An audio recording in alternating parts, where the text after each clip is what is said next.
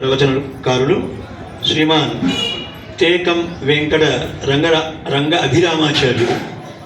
ఒక్కొక్కరు ఒక మహానుభావులు అనుకోండి. ఈనాడు మేము తిరుప్పావై ఇలా చెప్తున్నాము అంటే మన ఆంధ్రదేశంలో తిరుప్పావై పేరు ఇంకా వినపడుతుంది అని అంటే వీరి ముత్తాత గారి పుణ్యమే. సాక్షాత్తు ముత్తాత తేకం గోపాలాచార్యులు గారని పెదజీయర్ స్వామి వారికి గురువు గారు. ఆయన రాసిన ఒక్క పుస్తకానికే డాక్టరేట్ ఇవ్వచ్చు. తిరుప్పావైకి 2 పుస్తకాలు రాశారు.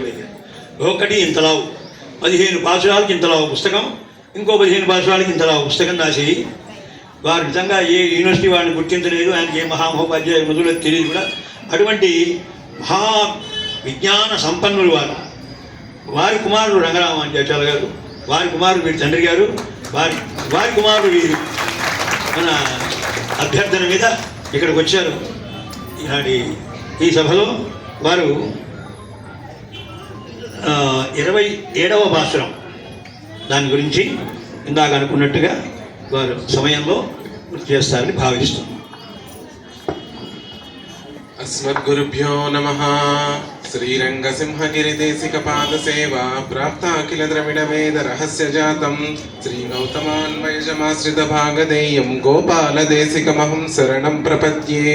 కౌశికాన్వయ సంజాతం వెంకటార్య తనూభవం వేదాంతాచార్య సచ్చిష్యం ఉడైవర్లు గురుం భజే.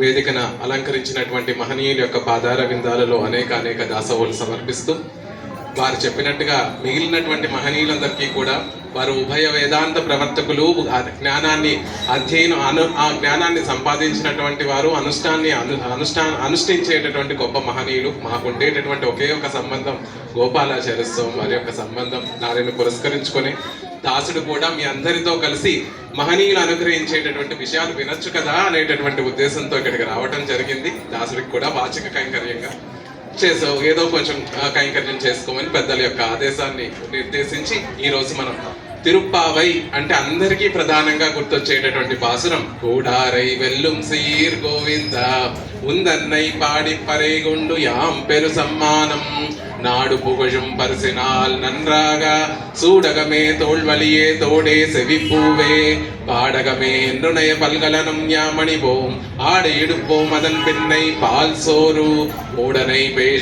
மூடனை பெய்து முழங்கை வழிவாரா కూడి ఇருந்து కుళిందేలోర్ ఎంపావాయ్. ధనుర్మాసం అంటే పరమాత్మ మనల్ని ఆకర్షించడానికి ఎన్నో పద్ధతుల్లో మన ఆకర్షిస్తూ ఉంటాడండి. ఒక చోట నడక సౌందర్యాన్ని చూపించి ఆకర్షిస్తూ ఉంటాడు, కొన్ని చోట్ల గొడుగుల యొక్క సౌందర్యాన్ని చూపించి ఆకర్షిస్తూ ఉంటాడు. మనలాంటి అగ్నులందరినీ ప్రసాదాలు చూపించి కూడా ఆకర్షిస్తూ ఉంటాడు. అండాల తల్లి తిరుప్పావై ధనుర్మాసం అంటే మా అందరికీ గుర్తొచ్చేది కూడా ప్రసాదమే అండి. అది పుచ్చుకోవాలనే కదా అందరం 30 రోజులుగా తపస్సు చేస్తూ ఉంటాము. భోగ్యంగా పెరుమాళ్ళు ఆస్వాదించి మనకు అనుగ్రహించేటటువంటి ప్రసాదం కదా అనుకుంటూ ఉంటాం. ఈ పాసురంలో ఎన్నో అద్భుతాలు. అసలు పిలవటమే ఎవరి దగ్గర పురుషార్థాన్ని మనం పొందాలి, ఎవరి దగ్గరికి వెళ్ళి కోరుకోవాలి. రాముడి దగ్గరికి వెళ్ళి కోరుకోవాలా? లేదండి. కృష్ణుడి దగ్గరికి వెళ్ళి కోరుకోవాలా? కాదండి. గోవిందుడి దగ్గరికే వెళ్ళి కోరుకోవాలి. అందుకే ఇక్కడ ఇంతమంది కలిసి ఈరోజు తిరువేంకటముడియాన్ సన్నిధిలో మనం పురుషార్థాన్ని కోరుకుంటున్నాం. ఇదేమన్నా కొత్తగా ఆండాళ్ళ తల్లి మొదలుపెట్టినటువంటి పద్ధత కాదు. మేలయార్ సైమనగల్ ఆవిడ పూర్వాచార్యులు అనుసరించినటువంటి మార్గాన్నే అనుసరించేటటువంటి ఆవిడ. ఆళ్వార్లు ఒజువిల్ కాలమెల్లాం ఉడనాయి మన్ని ఒజువిలాడిమై చెయ్య వేండున్నాం. స్వామి నీకు కైంకర్యం మేము చెయ్యాలి అనుకుంటున్నాము అని ఎవరి దగ్గర ప్రార్థించారు అంటే తిరువేంకటముడియాన్ దగ్గరే కైంకర్య ప్రార్థన చేశారు. కాబట్టి ఇక్కడ కూడా ఆండాళ్ళ తల్లి తిరువేంకటముడియాన్నే ప్రార్థిస్తుంది.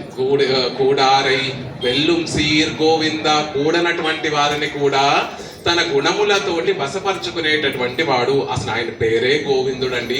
గోవింద వెళతాడు, జయిస్తాడు, వచ్చేస్తాడు, అందరినీ తన జయిస్తాడు. మంచివారినేమో తన సౌశీల్య సౌలభ్య గుణాలతో జయిస్తాడు, కూడనటువంటి మహనీయులంతనేమో తన శౌర్యంతో జయిస్తూ ఉంటాడు. అలా గుణములతోటి జయించేటటువంటి వాడు.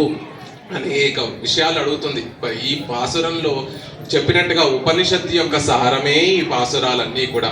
జీవుడు ఈ శరీరాన్ని విడిచి వెళ్ళిన తర్వాత సాలోక్యము, సామీప్యము, సారూప్యము, సాయుధ్యము అనే 4 అద్భుతమైనటువంటి గుణాలు పొందుతాడండి. విరజా నది దాటిన తర్వాత పరమాత్మ అక్కడ ఎలా వేయించేసి ఉంటాడో అలాంటి రూపం జీవుడికి వస్తుంది, ముక్త పురుషుడికి వస్తుంది.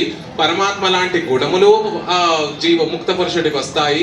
పరమాత్మతో కలిసి ఉండి పరమాత్మ గుణానుభవం అంతా కూడా చేస్తుంటాడు అని మాలేమణివన్నలో ఆ పరమాత్మకి విధంగా సారూప్యాన్ని తెలియచేసింది. ఇక్కడ ఆ గుణానుభవాన్ని అంతటినీ, ఆ పరమపదంలో మనం అనుభవించేటటువంటి ఆనందాన్ని అంతటినీ కూడా తెలియజేస్తుంది. ఒక విషయం ఏమిటి దాసుడికి బాగా నచ్చింది అంటే, ఇందులో ఆండాళ్ళ తల్లి పాల్సోరు మూడనై పెయిదు ముజంగై వజివార పాల్సోరు కైంకర్యాన్ని ప్రార్థిస్తోంది. అది ఎలా ఉండాలంటే భోగ్యంగా ఉండాలండి. ఇన్ని రోజులు మేము నెయ్యి తినట్లేదు, పాలు తినట్లేదు. ఈనాడు ఆ నేతిని, పాలని అన్నిటినీ ఉపయోగించి పరమాన్నం చక్కగా భోగ్యంగా, అసలు నీళ్లు కలపకుండా పరమాన్నాన్ని చేసుకుని పెరుమాళ్ళకి సమర్పించి దానిని మేము పుచ్చుకోవాలనుకుంటున్నాం. కృష్ణ, నీతో కలిసి పుచ్చుకోవాలి అనుకుంటున్నాం. ఆండాళ్ళ తల్లి సోరు, పాల్ సోరు, నెయ్యి పెయిదు, మూడనై పెయిదు ముజంగై వజివార పాల్సోరు 3 పురుషార్థాలు చెప్తుంది. మనలాంటి అజ్ఞులమందరం కూడా ధర్మార్థ మోక్ష ధర్మ అర్థ కామ మోక్షములు అనేటటువంటి పురుషార్థాలు కోరుకుంటూ ఉంటాం. అది సోరు. మరి పాల్సోరు అంటే ఏమిటండి అంటే చక్కటి పరమాన్నం అండి. అది భగవత్ కైంకర్యం పాలసోరు. మరి మూడనై పెయిదు ముజంగై నేతితో మునిగేటటువంటి పరమాన్నం అంటే ఏమిటండి అంటే, అదిగో భాగవతోత్తముల యొక్క కైంకర్యము, ఆచార్యుల యొక్క కైంకర్యం ఏదైతే ఉందో అది నేతితో కలిపినటువంటి పరమాన్నం. మామూలు సాధమే అద్భుతంగా ఉంటుంది. పాలు పోసుకొని చేసుకునేటటువంటి ఆ పరమాన్నం ఇంకా అద్భుతంగా ఉంటుంది. నేతితో కూడినటువంటి పరమాన్నం, నెయ్యి మునిగేటట్టుగా చేసేటటువంటి పరమాన్నం ఇంకా భోగ్యంగా ఉంటుంది అని ఆండాళ్ళ తల్లి చెప్పినట్టుగా అది మూడనై పేదు ముజంగై. అది కూర్చొని పరమాన్నం తినటం కాదు ముఖ్యం, కూర్చొని పరమాత్మని చూస్తూ ఉంటే ఆ గుణాలతోటి ఆయన మనం మైమర్చిపోయి ఆయన సేవిస్తూ ఉంటే ఆ నెయ్యి మనం తినడం మర్చిపోతే ఆ నెయ్యి కారాలంట చూస్తూ విదురుడి ఇంటికి వెళ్తాడు కృష్ణ పరమాత్మ. విదురుడు తన్మయత్వంతో పండును పడేసి తొక్కను భగవంతుడికి పెడుతూ ఉంటే భగవంతుడు ఆ తొక్కను స్వీకరిస్తూ చూస్తూ తన్మయత్వంలో ఉండిపోయాడట. అంతటి తన్మయత్వం పొందాలి మనం అందరం కూడా. ఆయన మన కైంకర్యాన్ని అద్భుతం. అసలు ఎంత బాగా చెప్తారు అంటే, పలగలనం యామణివం, అనేక ఆభరణాలు మేము ధరించాలి అని చెప్పారు. ఆడ ఎడుపోం, వస్త్రాలను మేము ధరించాలి అని చెప్పారు. ఈ పాల్సోరు ఉన్బోం మేము తినాలి అని చెప్పట్లేదు. కూడి ఇరుందు కుళిరిందు స్వామి, ఈ శేషత్వ జ్ఞానాన్ని మేము పొందాలి, మంచి ఆచార్యుల వల్ల ఆ ఆభరణాలు పంచ సంస్కారాలు మేము పొందాలి, శేషత్వ జ్ఞానం మేము పొందాలి, కానీ కైంకర్యం మాత్రం నువ్వు స్వీకరించాలయ్యా. మా నుండి కైంకర్యాన్ని నువ్వు స్వీకరించి నీ తిరుముఖంలో ఆ ఆనందాన్ని చూస్తూ ఉంటే మేము దాన్ని చూస్తూ ఆనందించాలి. అందుకే ఉన్బోం పాల్సోరు ఉన్బోం అని చెప్పట్లేదు, పాల్సోరు కూడి ఇరుందు కుళిరుందు, అందరితో కలిసి మేము ఆ ఆనందాన్ని అనుభవించాలి అని చెప్తోంది ఆండాళ్ళ తల్లి. అలాంటి అద్భుతమైనటువంటి పాసురం ఆళ్వార్లు కూడా ఎలా అయితే అందరితో భాగవతోత్తములతో కలిసి సేవించాలనుకున్నారో అలా సేవించాడు. నిజంగా ఈరోజు సన్మానం, అద్భుతమైనటువంటి సన్మానాన్ని ప్రార్థిస్తుంది.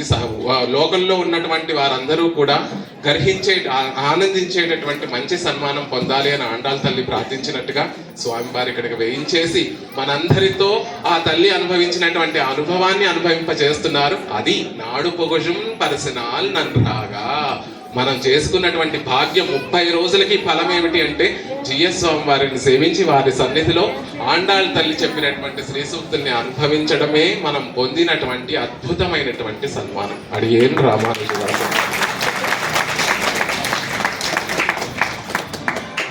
మల్లె తీగకి బీరపు పూస్తుందా?